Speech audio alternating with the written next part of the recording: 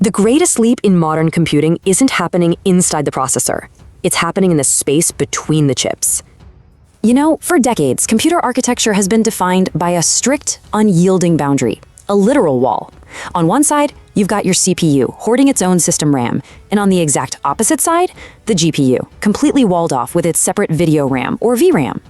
But as we're going to unpack in this explainer, we are currently witnessing the elegant destruction of that wall. The replacement? A single massive shared pool. We call it unified memory. Okay, let's dive into this. Part 1, tearing down the wall and eliminating the memory bottleneck. To really appreciate this, you kind of have to understand what we're replacing.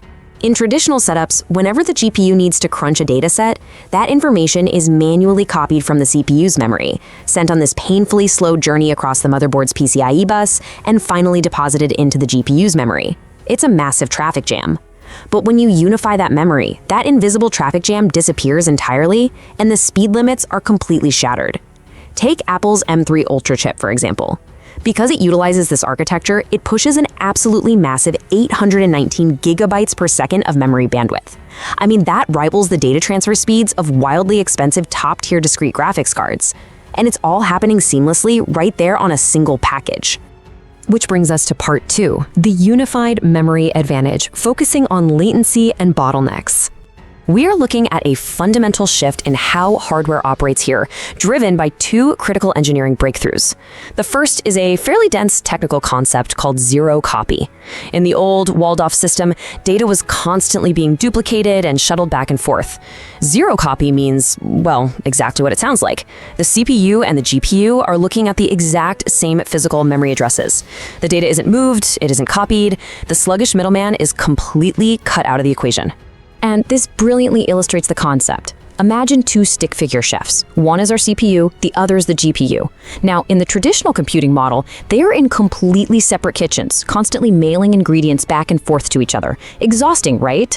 But with zero copy, they are standing right next to each other in the exact same kitchen, using the exact same cutting board. The second breakthrough is cache coherency. Because our 2 stick figure chefs are now using the exact same cutting board, what happens when one of them alters an ingredient? Well, cache coherency ensures that when the CPU chef chops a carrot, the GPU chef instantly sees that the carrot is chopped. No data mix-ups, no stale information, and absolutely no waiting for an update to arrive in the mail. It is immediate, perfect synchronization. Moving right along to part 3, Apple versus AMD, and their 2 different approaches.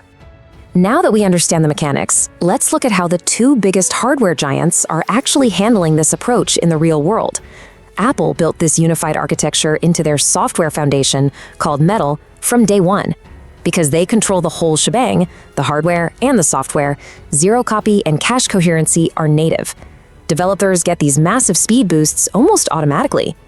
On the other side of the aisle, we have AMD's highly anticipated Ryzen AI Max Plus chips, codenamed Strix Halo.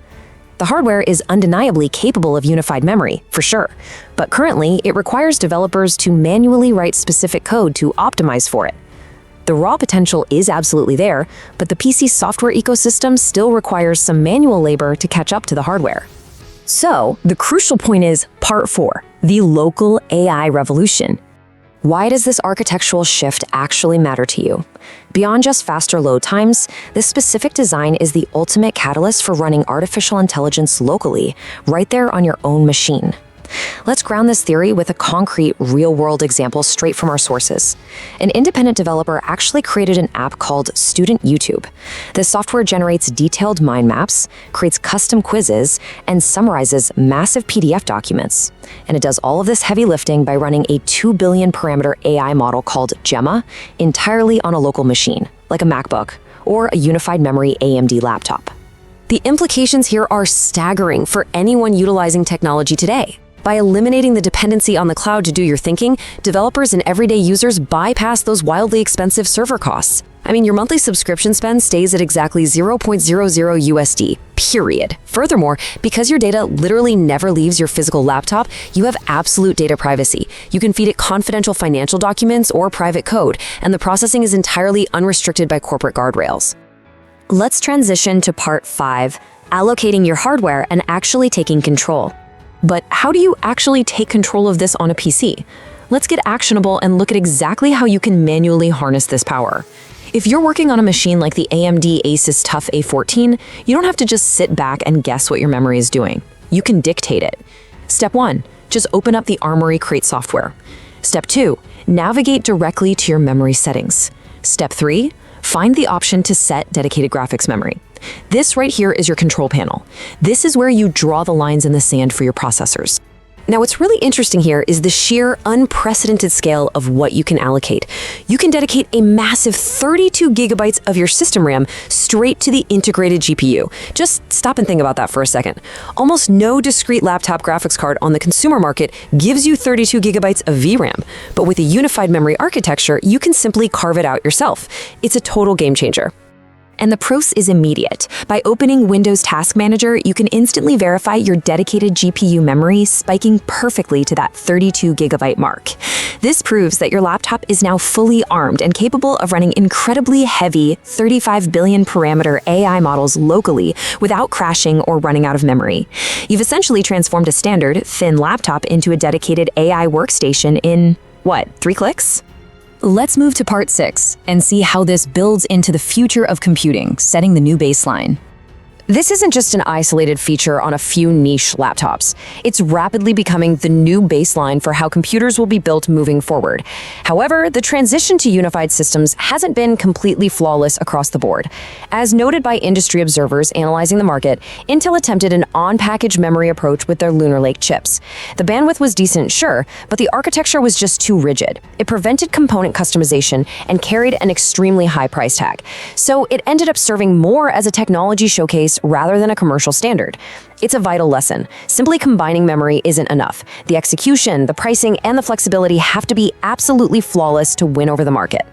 Looking forward, the data points to a massive, permanent split in how we handle computing workloads. We are heading directly toward a reality where roughly 70% of everyday agentic AI tasks, things like summarizing your emails, organizing local files, and generating code snippets on the fly, will run entirely locally on unified memory laptops. Only the remaining 30%, the massive multi-trillion parameter research models, will stay locked behind enterprise cloud servers. The era of walled-off, divided memory is coming to a close. The hardware is already here, the zero-cost privacy benefits are absolutely undeniable, and the processing power is literally shifting back out of the server farms and right into your hands. So, the question you have to ask yourself as we cross the threshold into this new computing paradigm is this: will your next AI run out of a cloud subscription or right on your desk? If you enjoy this video, please like, share, subscribe and hit the bell to the later update from my channel. Thank you for watching till the end and see you in the next video.